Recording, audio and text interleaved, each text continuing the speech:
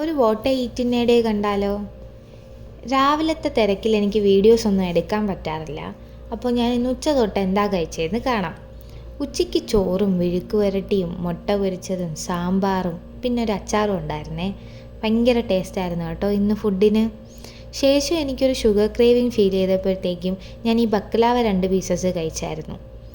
ഒരു ഉറക്കം ഉറങ്ങി എഴുന്നേറ്റ് കഴിഞ്ഞ് അമാഡയുടെ ഈ സ്റ്റിക്സ് കഴിച്ചിട്ടുണ്ടായിരുന്നേ. ഇത് നല്ല രുചിയാട്ടോ കഴിക്കാൻ, എനിക്ക് ഭയങ്കര ഇഷ്ടമാണ്. രാത്രി ഞാൻ ചിക്കൻ കറിയും ഒരു സ്പെഷ്യൽ ചിക്കൻ ഫ്രൈയും ഉണ്ടാക്കിയായിരുന്നു.